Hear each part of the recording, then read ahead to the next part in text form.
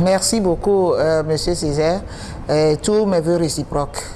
Et mes meilleurs voeux aux auditeurs également. Que l'année 2021 nous soit prospère sur tous les plans. Plan santé, finances, travail, succès. Que l'année 2021 nous apporte cette prospérité-là. Merci. La guérison pranique. Oui. Je dirais que la guérison, nous avons déjà la notion sur ce que c'est qu'une guérison. Tout le monde a une idée sur la guérison. Quand on parle d'une guérison, là, ça sous-entend qu'on vient d'enlever le mal d'un organe, d'une partie de l'organisme de quelqu'un. On vient de le guérir. Guérir, c'est extraire ou enlever le mal dont souffre la personne. Maintenant, pranique, puisque nous parlons de la guérison pranique. L'adjectif pranique, il est dérivé du mot prana. Le mot prana, c'est un mot en sanskrit, une vieille langue indienne, qui veut dire souffle d'énergie, souffle de vie, énergie vitale, la force vitale, le prana. Le prana là, il s'appelle en français énergie vitale ou force vitale. Les Chinois l'appellent Chi, les Japonais l'appellent Ki, les Polynésiens l'appellent Mana. Chez nous, vers le sud, à Mina ou à Neve, je dirais, le prana veut dire Agbeya, nous l'appelons Agbeya. Et en Kabier, on appelle le prana là, Wezurong, la force vitale, la force qui donne la vie. Si vous allez vers le Bénin, en fond, le prana est appelé Agbon. Ça veut dire tout simplement que le prana, qui est en français la force vitale ou l'énergie vitale, a son nom dans pratiquement toutes les langues. Alors, la guérison pranique, maintenant. Je dirais que la guérison pranique, c'est une science et un art très ancien qui implique le transfert d'énergie du guérisseur vers le patient pour guérir le corps physique du patient. Alors, le transfert d'énergie du guérisseur vers le patient, le guérisseur va-t-il utiliser son énergie, sa force vitale? Non. En guérison pranique, nous avons 3 sources majeures, 3 sources intarissables de la force vitale, de l'énergie vitale ou du prana. La première source, c'est l'air. De l'air, on peut extraire, on peut absorber des globules de vitalité d'air que nous appelons énergie de l'air ou prana de l'air. La seconde source, c'est la terre. De la terre également, on peut absorber du prana de la terre ou l'énergie vitale de la terre. Et là, la troisième source, c'est le soleil. Donc, du soleil également, nous pourrons absorber ou extraire du prana solaire ou de l'énergie vitale du soleil. Ce sont là les 3 sources majeures que nous utilisons. Et là, le guérisseur, avant de transférer l'énergie vitale, il doit être connecté à l'une de ces sources-là, plus principalement l'air, qui est la source que nous utilisons très souvent en guérison pranique. Donc, avant d'être guérisseur pranique, il faut avoir cette technique-là en sa possession. Il faut connaître cette technique-là. La technique, par exemple, qui permettra au guérisseur pranique d'être connecté à l'air afin d'absorber les globules de vitalité d'air, le prana de l'air. Donc, le guérisseur pranique, lui, étant guérisseur pranique, il a déjà acquis ces connaissances-là. Il lui suffit de les mettre en application, de pouvoir absorber le prana, de l'air par exemple, et de le transférer. Mais bien avant, en guérison pranique, étant donné que toute maladie se présente sous forme d'énergie sale, quelqu'un qui est souffrant, quand il vient à la guérison pranique, la première technique à appliquer est d'enlever de la partie malade les énergies sales qui embêtent les cellules, ces énergies sales-là qui rendent les cellules inconfortables, qui empêchent l'organe, par exemple, de bien fonctionner. Le guérisseur pranique, la première technique qu'il va appliquer, c'est la technique de nettoyage. Là, cette technique va permettre d'enlever, de faire partir toutes les énergies sales, usées, fatiguées, malades de la partie affectée. Et la seconde technique va être la technique d'énergisation qui permettra au guérisseur pranique d'être connecté à la source et de projeter de l'énergie raffinée du prana pur, par exemple du prana de l'air, pour remplir la partie où les énergies sales ont été enlevées et pour que l'organe soit rétabli, l'organe reprenne ses fonctionnements. Je voudrais dire, ça y est, préciser quelque chose. Ce point-là, c'est un point important. La guérison pranique ne remplace pas la médecine conventionnelle. La guérison pranique complète la médecine. Donc, le patient qui vient se faire soigner à la guérison pranique, l'enseignant nous demande de demander à ce patient-là de faire recours à un médecin également, puisque les deux se complètent. Et les deux se complètent. La médecine conventionnelle, le médecin, je dirais, lui, il soigne le corps physique visible, et le guérisseur pranique, lui, il s'attelle à soigner une couche d'énergie qui couvre le corps physique visible, qu'on appelle communément aura, et à la guérison pranique, nous l'appelons le corps bioplasmique. Je voudrais un tout petit peu développer cette partie-là. Il a été redécouvert en 1939 par un couple scientifique russe. Le monsieur s'appelle Semyon Davidovitch Kirlian.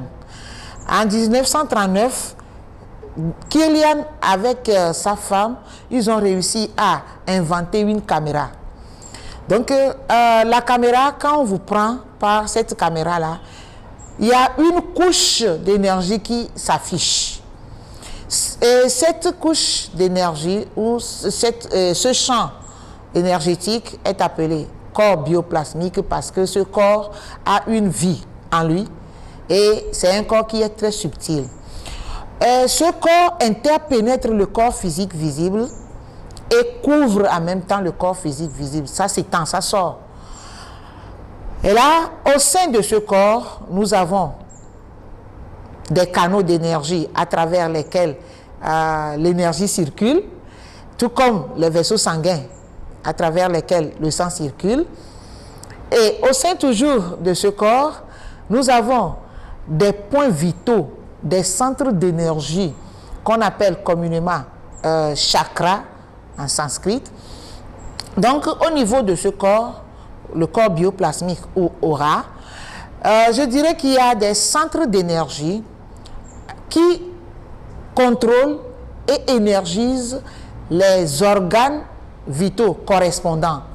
Par exemple, au niveau de l'aura, nous pourrons trouver un centre d'énergie que nous appelons par exemple le chakra du cœur qui contrôle le cœur physique. Donc le guérisseur pranique qui veut soigner par exemple un cardiaque, lui, il n'a pas à toucher le physique visible ou l'organe. Lui, il lui suffit d'être concentré sur le traitement du chakra du cœur pour que le cœur, l'organe physique cœur, soit rétabli. Parce que quand, par exemple, un organe contrôlé par un chakra ne fonctionne pas bien, le chakra aussi ne fonctionne pas bien. Et vice-versa. Quand un chakra, par exemple, le chakra du plexus solaire, quand il ne fonctionne pas bien, tous les organes qu'il contrôle aussi ne vont pas bien fonctionner. Par exemple, il contrôle le foie, le pancréas, la vésicule biliaire, l'estomac, le diaphragme. Si le chakra du plexus solaire ne fonctionne pas bien, par exemple, ces organes-là ne vont pas bien fonctionner. De même que, par exemple, si le foie ne fonctionne pas bien, le plexus solaire aura des problèmes. Étant donné que c'est la toute première émission, c'est pourquoi j'essaie de développer un tout petit peu la guérison pranique. Merci.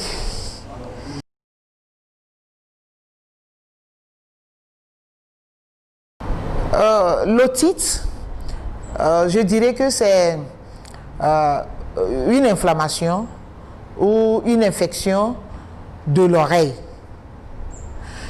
Comme je l'ai dit au début, toute maladie à la guérison pranique se présente sous forme d'énergie sale. Due à la présence ou au cumul des énergies sales au niveau de l'oreille, dépendant de son emplacement dans l'oreille, on peut parler d'une otite. L'otite se divise en trois. Je dirais que nous avons trois sortes d'otites.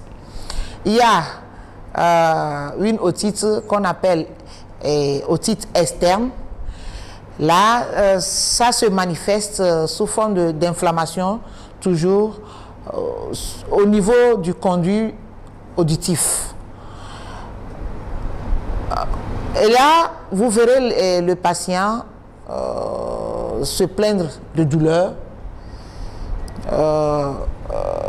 de sensations de surdité ou de bourdonnement au niveau de l'oreille.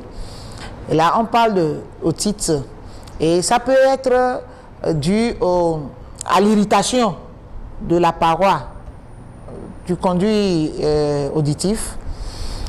Et cette otite que nous appelons otite externe, nous avons également l'otite moyenne.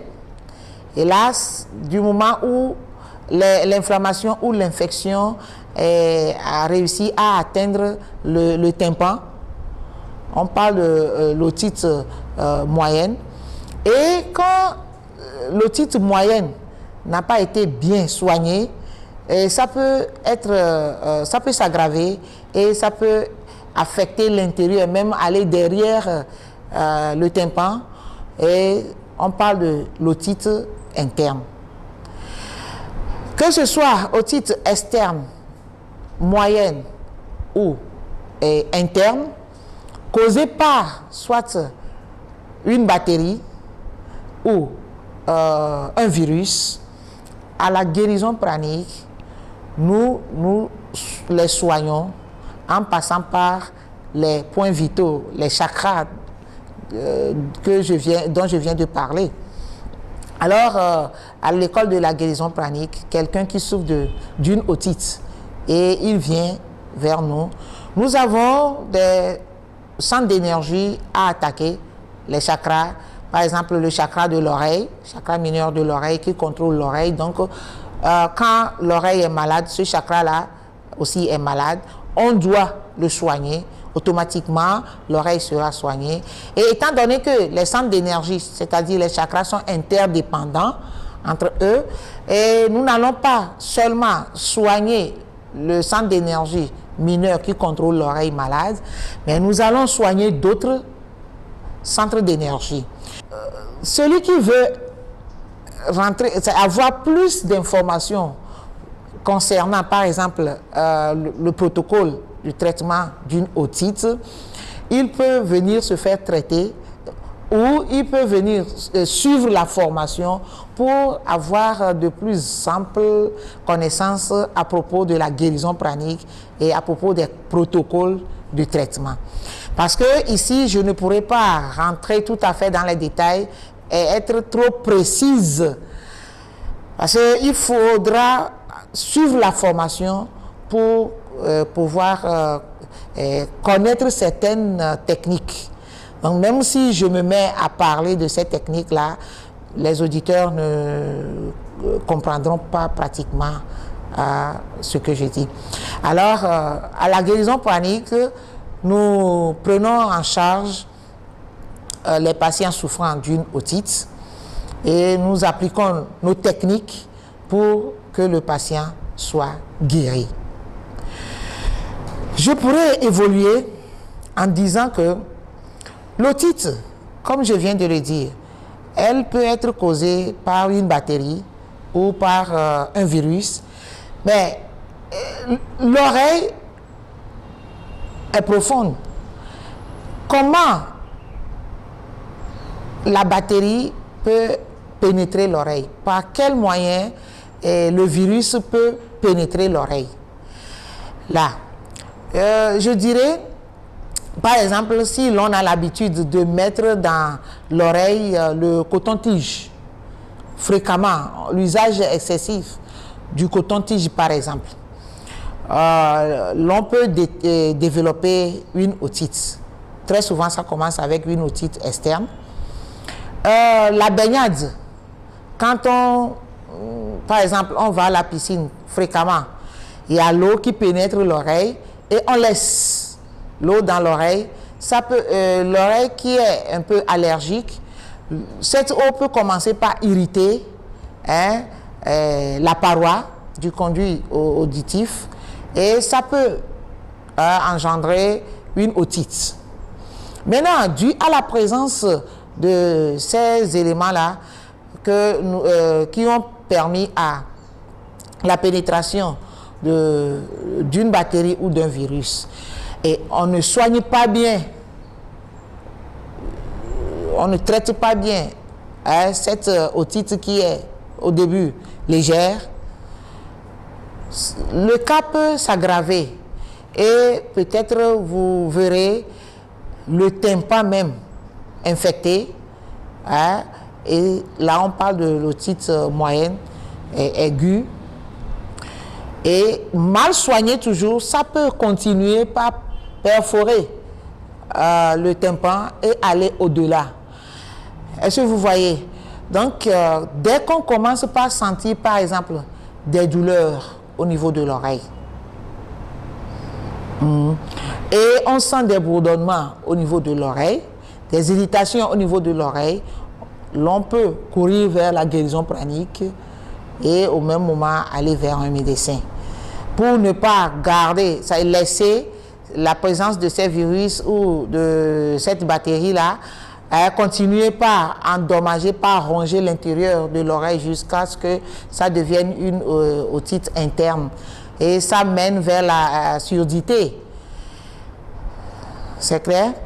Donc, en bref, c'est ce que je pourrais dire concernant l'otite. Merci.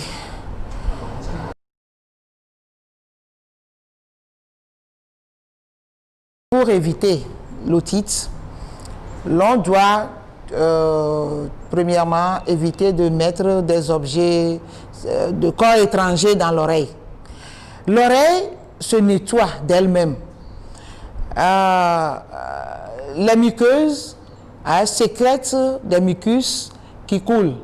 L'on n'a pas le droit de vouloir racler, mettre dedans, dans l'oreille, des objets tranchants, des corps étrangers. L'on doit éviter. Il y a certains qui ont l'habitude de mettre du coton-tige. À chaque 5 minutes, à chaque heure, du coton-tige dans l'oreille, c'est pas bien. Quelqu'un qui a l'habitude de se baigner régulièrement, il doit éviter de garder l'eau dans l'oreille. Avant de se plonger, l'on peut mettre quelque chose pour boucher les deux oreilles, pour empêcher l'eau de pénétrer l'oreille. Et également, il y a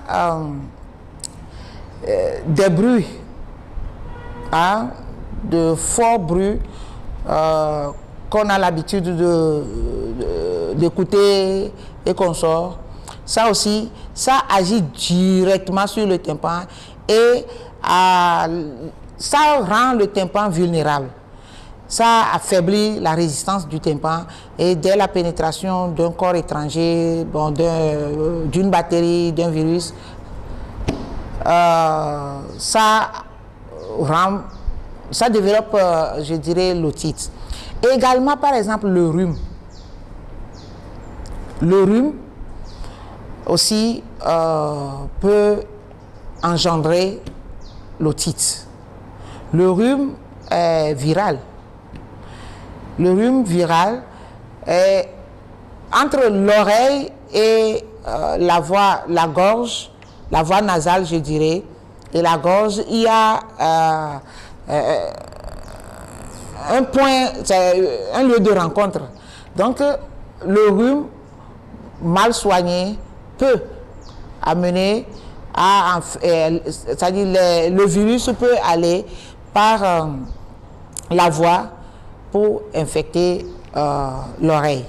Donc le rhume également peut causer une otite. Merci. Ceux qui hésitent toujours, Monsieur Césaire, la guérison pranique. Peut-être que comme c'est du nouveau, les gens hésitent toujours.